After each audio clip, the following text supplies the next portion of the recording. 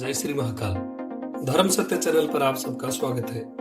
आज हम आपको भगवान शिव को अर्पित किए जाने वाले शिव नैवेद्य और शिव निर्माल्य के बारे में बताएंगे। भगवान शिव का विशेष प्रिय पवित्र सावन मास आने वाला है। सभी भगवान शिव का पूजन करेंगे। नाना प्रकार की वस्तुएं और पदार्थ अर्पित किए जाएंगे। आज हम आपके शिवलिंग पर चढ़े प्रसाद, नैवेद्य आदि के बारे में सारे संदेह दूर करेंगे। शिवलिंग पर चढ़े पदार्थों को ग्रहण करना चाहिए या नहीं। कुछ लोग कहते हैं शालिग्राम से स्पर्श कराने के बाद वो नैवेद्य ग्रहण किया जा सकता है। चलिए जानते हैं लोग नहीं बल्कि हमारे पुराण क्या कहते हैं। आप सभी से निवेदन है, वीडियो को जरूर लाइक कीजिएगा और यदि आप चैनल पर नए हैं तो चैनल को अभी सब्सक्राइब कर लीजिए ताकि आपको ऐसी जानकारियां मिलते रहे और आप हमसे जुड़े रहे। हमारी यही कामना है। भगवान के श्री चरणों में आपका प्रेम, आपकी भक्ति दिन प्रतिदिन बढ़ती है। सबसे पहले हम बात करेंगे शिव नैवेद्य ग्रहण की प्रशंसा के बारे में। अर्थात जो शिव नैवेद्य को ग्रहण करता है, उसको पाता है, उसकी प्रशंसा। शिव पुराण विद्वेश्वर संहिता के 22वें अध्याय में शिव नैवेद्य की प्रशंसा करते हुए लिखा गया है, दृष्टवापि शिव नैवेद्यम यान्ति पापानि दूरतः भुक्ते तु शिव नैवेद्य पुण्यान्यांति कोटिशः। अर्थात शिव के नैवेद्य को देख लेने मात्र से सारे पाप दूर भाग जाते हैं और उसको खा लेने से तो करोड़ों पुण्य अपने भीतर आ जाते हैं। सहस्त्र और अनंत यज्ञ करने से क्या होगा, जबकि शिव का नैवेद्य भक्षण करने मात्र से शिव सायुज्य की प्राप्ति हो जाती है। आए हुए शिव नैवेद्य को सिर झुकाकर प्रसन्नता के साथ ग्रहण करे और यत्न करके शिव स्मरण पूर्वक उसका भक्षण करे। जिसकी शिव नैवेद्य के ग्रहण में इच्छा नहीं होती वो महापापी नरक को प्राप्त होता है। जिसने शिव की दीक्षा ली हो, अर्थात जो शिव मंत्र से दीक्षित हो, उस शिव भक्त के लिए शिव नैवेद्य अवश्य भक्षणीय है, ऐसा कहा जाता है। शिव की दीक्षा से युक्त शिव भक्त पुरुष के लिए सभी शिवलिंगों का नैवेद्य शुभ और महाप्रसाद है, इसलिए वो उसका अवश्य ही भक्षण करे। अर्थात जो भी व्यक्ति या साधक शिव मंत्रों से दीक्षित हैं, जो शिव मंत्र का निरंतर जाप करते हैं, जो शिव भक्त हैं, उनके लिए किसी भी शिवलिंग का प्रसाद खाने योग्य है। जब भी आपके घर में शिव का प्रसाद आए तो सिर झुकाकर उसको प्रसन्नता से ग्रहण करना चाहिए और खाते समय भगवान शिव का मन में स्मरण करें और फिर उस प्रसाद को ग्रहण करें। जिसकी शिव नैवेद्य के ग्रहण में इच्छा नहीं होती है, मतलब जिसका शिव के प्रसाद को खाने में मन नहीं होता है, वो महापापी नरक को प्राप्त करता है। इसी अध्याय में आगे लिखा है, जो अन्य देवी देवताओं की दीक्षा से युक्त हैं और शिव भक्ति में भी मन को लगाए हुए हैं। मान लीजिए जैसे कोई विष्णु मंत्र से दीक्षित है, कोई देवी मंत्र से दीक्षित है, किंतु उनका मन शिव भक्ति में लगा हुआ है।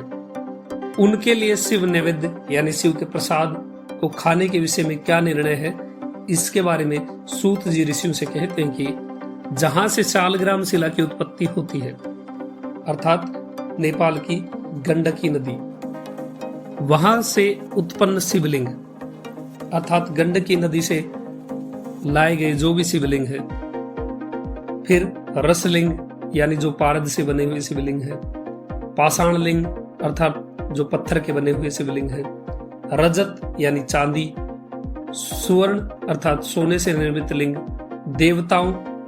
देवताओं द्वारा स्थापित शिवलिंग या सिद्धों द्वारा प्रतिष्ठित लिंग, सिद्धों अर्थात संत महात्माओं द्वारा, प्रसिद्ध महात्माओं द्वारा प्रतिष्ठित शिवलिंग, केसर से बनाए हुए शिवलिंग, स्फटिक से बनाया हुआ शिवलिंग, रतन निर्मित लिंग में और समस्त ज्योतिर्लिंगों में विराजमान भगवान शिव के नैवेद्य का भक्षण चांद्रायण व्रत के समान पुण्यजनक है।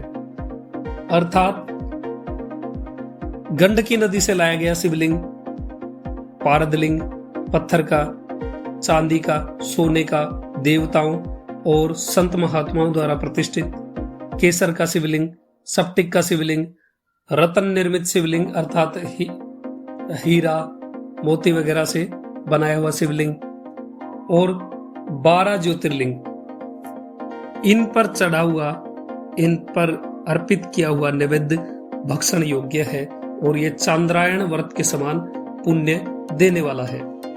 ब्रह्म हत्या करने वाला पुरुष भी यदि पवित्र होकर शिव निर्माल्य का भक्षण करके उसे सिर पर धारण करे तो उसका सारा पाप शीघ्र ही नष्ट हो जाता है। अर्थात उपरोक्त बताए हुए इन शिवलिंगों पर अर्पित किया हुआ प्रसाद या नैवेद्य यदि कोई धारण करता है, उसको खाता है तो वो पवित्र हो जाता है। जो शैव नहीं है, जो शिव मंत्रों से दीक्षित नहीं है, उन्हें इन लिंगों के अतिरिक्त दूसरे लिंगों का नैवेद्य भक्षण नहीं करना चाहिए। शिव मंत्रों से दीक्षित और जो शैव हैं, उनके लिए सभी शिवलिंगों पर चढ़ा हुआ नैवेद्य खाने योग्य है। ज्योतिर्लिंगों पर चढ़ा हुआ नैवेद्य भी सभी को लेना चाहिए। ज्योतिर्लिंगों का निरूपण शिव पुराण कोटि रुद्र संहिता में किया गया है और उसका नैवेद्य को ग्राह्य और भक्ष्य कहा गया है। 12 ज्योतिर्लिंगों में किसी भी ज्योतिर्लिंग पर अर्पित किया हुआ नैवेद्य जो कोई भी ग्रहण करता है, उसके सारे पाप क्षण भर में भस्म हो जाते हैं।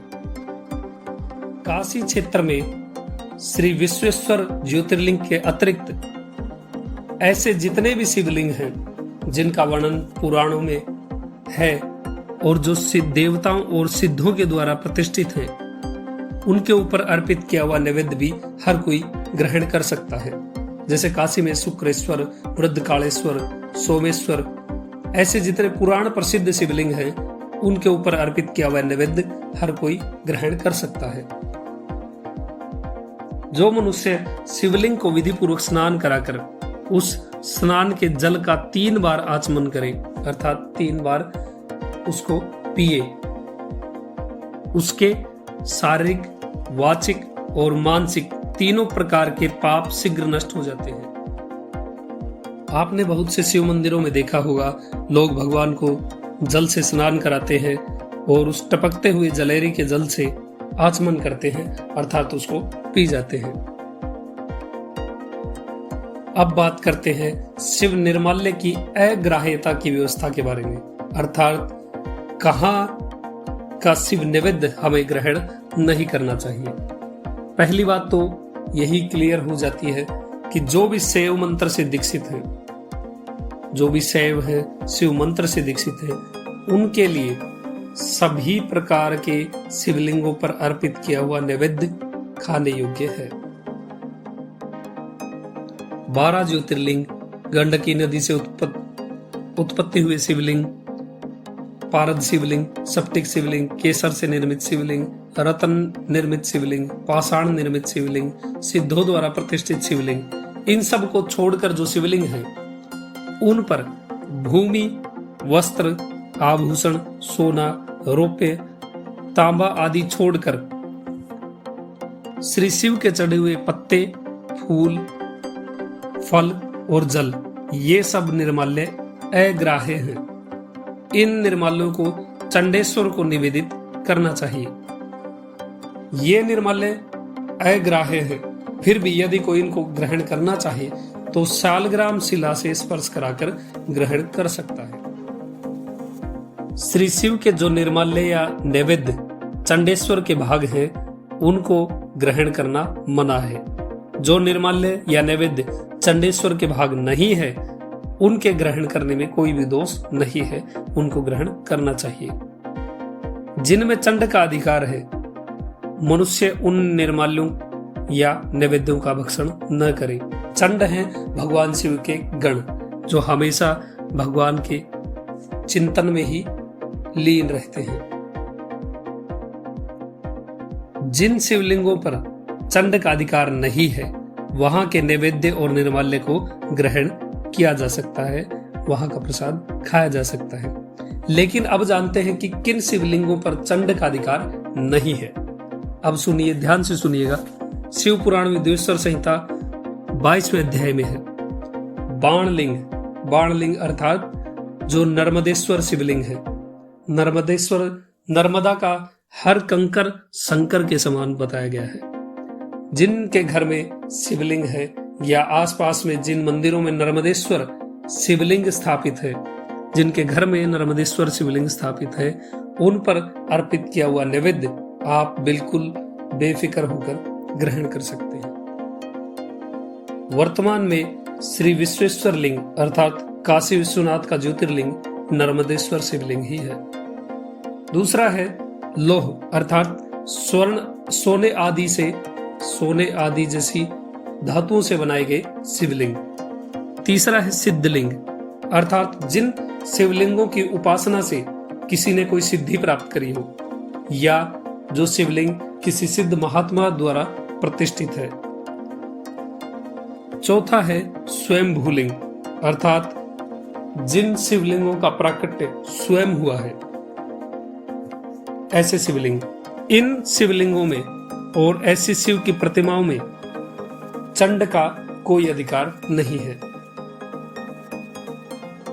रत्न निर्मित और पारद निर्मित शिवलिंग में भी चंड का कोई अधिकार नहीं है, अर्थात जो पारद के शिवलिंग हैं उन पर अर्पित किया हुआ नैवेद्य भी खाने योग्य है।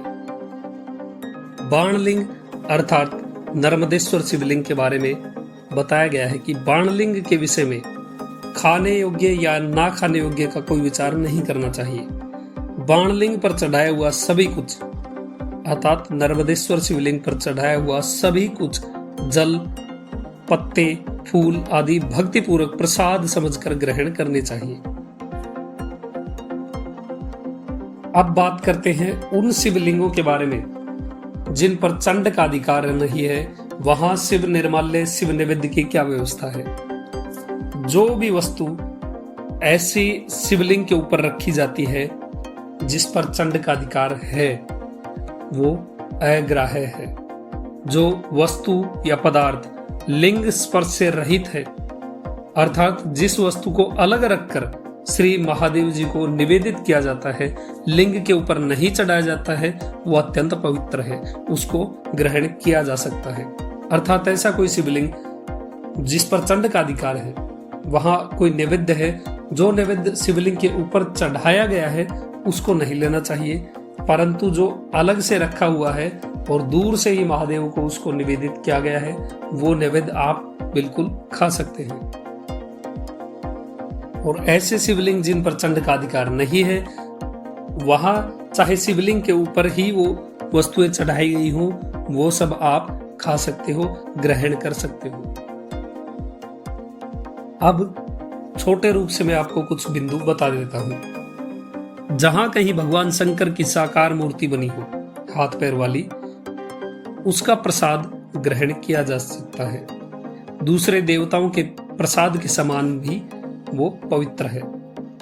किसी भी धातु से बने हुए शिवलिंग के ऊपर चढ़ा हुआ प्रसाद सर्वथा पवित्र है, अर्थात जैसे कोई चांदी का शिवलिंग है या कोई पीतल का शिवलिंग है, उस पर चढ़ा हुआ प्रसाद खाने योग्य है, वो ग्रहण करने के योग्य है। यदि शिवलिंग किसी दूसरी वस्तु से बना है लेकिन उसके ऊपर धातु का कलेवर चढ़ाया गया हो, जैसा कि बहुत जगहों पर मिल जाता है, तो उस पर चढ़ा हुआ प्रसाद भी पवित्र होता है। जो प्रसाद शिवलिंग के ऊपर नहीं चढ़े हैं और वहां चंड का अधिकार है, सामने रखकर भोग लगाया गया है, वो प्रसाद पवित्र है, उसे ग्रहण किया जाना चाहिए। जो पदार्थ शिवलिंगों के ठीक ऊपर रख दिया गया है और वहां चंड का अधिकार है, केवल प्रसाद का उतना ही अंश त्यागना चाहिए, वो भी चंडगण के लिए। किसी पत्ते या बर्तन में मूर्ति से थोड़ा दूर रखकर जो भोग लगाया जाता है, वो किसी भी शिवलिंग को लगाया हुआ प्रसाद ग्रहण करने के योग्य है। 12 ज्योतिर्लिंग, अष्टमूर्तियों के लिंग, अष्टमूर्तियों के लिंग, शायद मैंने इस पे पहले भी वीडियो बनाई है, लेकिन पुनः मैं एक वीडियो अष्टमूर्तियों के शिवलिंग की पूरी डिटेल के साथ बनाऊंगा। स्वयं भूलिंग जो प्रकट हुए हैं, स्वयं प्रकट हुए हैं, किसी साधु महात्मा और सिद्धों द्वारा स्थापित लिंग है, नर्मदा के जल से प्राप्त हुआ बाण लिंग या नर्मदेश्वर, उसके ऊपर चढ़ा हुआ प्रसाद भी पवित्र होता है। इनमें चंड का कोई विभाग नहीं होता है।